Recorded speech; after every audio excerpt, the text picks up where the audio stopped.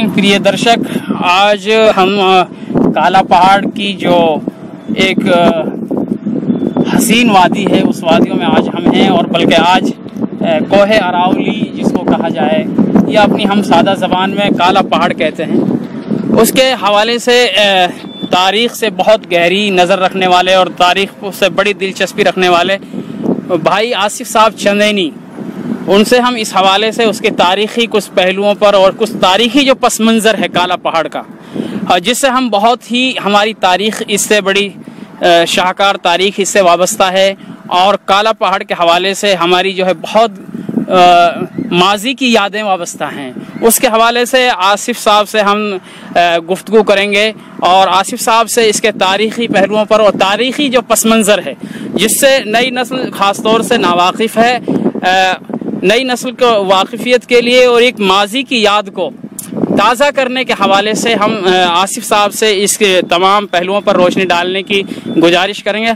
आसिफ साहब, क्या पस मंज़र है और क्या माजी की यादें वाबस्ता हैं काला पहाड़ से, क्या कहेंगे इस हवाले से? काला पहाड़ वैसे तो पूरी मेवात की शान है।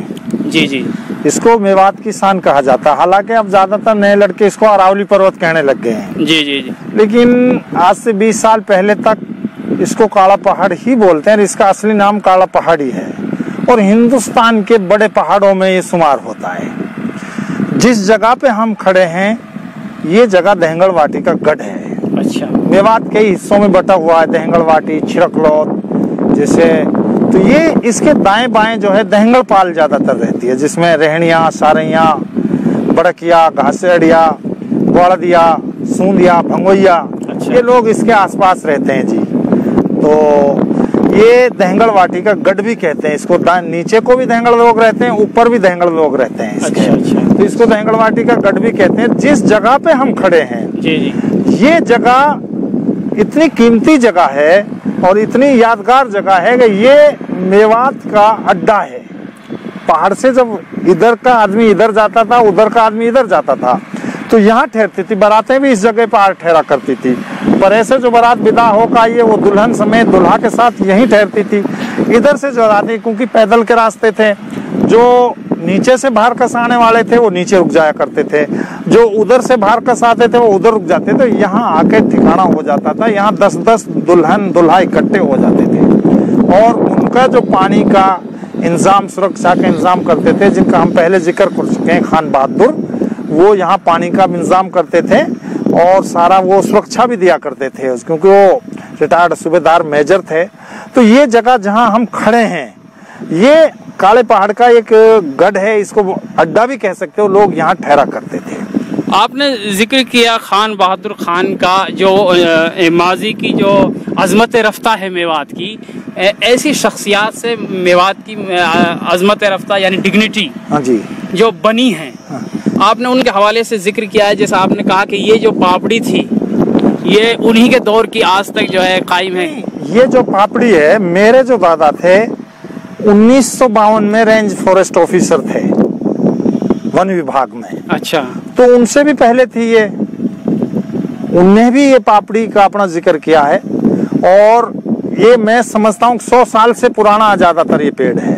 अच्छा। और इसमें छाया का, वैसे तो बहुत छायादार पेड़ थे इसमें, लेकिन छाया का एकमात्र जो है ना, ये एक स्थान था जो आप देख रहे हो। यहीं लोग मुसाफिर जो होते थे पैदल के धूपरी बढ़ाने के लिए इस जगह पे आराम किया करते थे। ये पेड़ 100 साल पुराना है, यानी कि 1952 में हमारे दादाजी की सर्विस में 30 साल हो गई थी, तब वो लगे थे, तब भी ये पापड़ी का पेड़ था। अच्छा। और 47 को भी 70 साल से ज्यादा होने जा रहे हैं। तो आप देखिए कि कितना पुराना पेड़ है।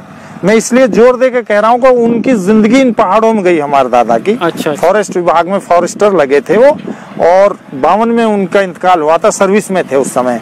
और इसका मैंने जिक्र इनायत खां गार्ड थे फॉरेस्ट में, उनके मुंह भी सुना है। हौसी भी गार्ड थे, उनका भी मुंह सुना है। सगीर अहमद जी थे टप्पन के, वो भी रेंजर रिटायर्ड हुए हैं, उनसे भी इस पापड़ी का जिक्र सुना है। दूसरी बात, इस पहाड़ की जो खासियत थी, जी जी जी, इसमें एक तो धौक बहुत हुआ करता था। अच्छा। धौक एक पेड़ होता है, वो अब इसमें नजर नहीं आ रहा है।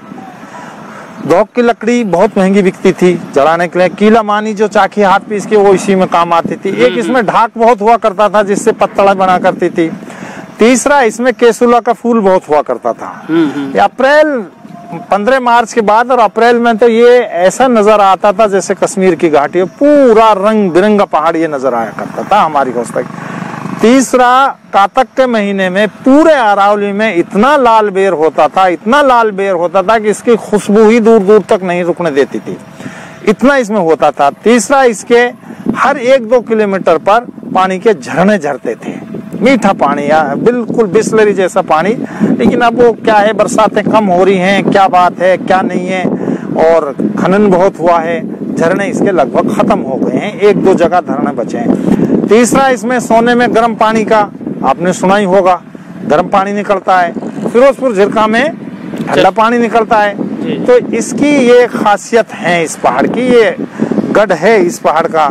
यहाँ कई बार ऐसे भी डाकू वाकू भी आ जाए करते थे कई बार। अब एक की बताते हैं, जो नहर परिया मल्ला था, वो लूट खसोट तो करता ना था, लेकिन 2 लाठी मारता था और अपनी घरवाली जन्म की जय बुलवाता था यहाँ खड़ा होकर, कोई अकेले दो अकेले से। तो ये पहाड़ जो है इसकी बहुत, ये मेवात की शान है। इस पहाड़ को मैं मानूं तो ये मेवात की शान है। लेकिन अब कम बरसात होने से, पेड़ों की अवैध कटाई से ये वीरान होता नजर आ रहा है। मोर बहुत हुआ करते थे, जंगली जानवर बहुत हुआ करते थे इसमें। तो ये तो एक मेवात की शान था ये पहाड़। तो इसके बारे में तो जितना जिक्र किया है, अब मैं उसमें नहीं जाना चाहता। 1947 में भी मेवों को बचाने में इसने बहुत अहम, लोगों ने यही शरण ली थी। उस गदर को मैं याद नहीं करना चाहता कि ऐसी बात को नहीं याद करें जिससे जख्म हो जाए। अल्लामा का शेर है कि महफिले नौ में पुरानी दास्तानों को न छेड़, महफिले नौ में पुरानी दास्तानों को न छेड़, रंग पुरजवाब आ जाए उन फसानों को न छेड़। तो 47 में भी लोगों ने इसमें बहुत, पूरे पर्वत में दाएं बाएं बहुत जान बचाई थी। लोगों ने जान गई भी थी लोगों की, लोगों ने जान इसमें बचाई भी बहुत थी लोग कहने। तो ये मेवात की शान है, और खास तौर से दहंगड़वाटी की तो ये शान है ही है, अरावली पर्वत।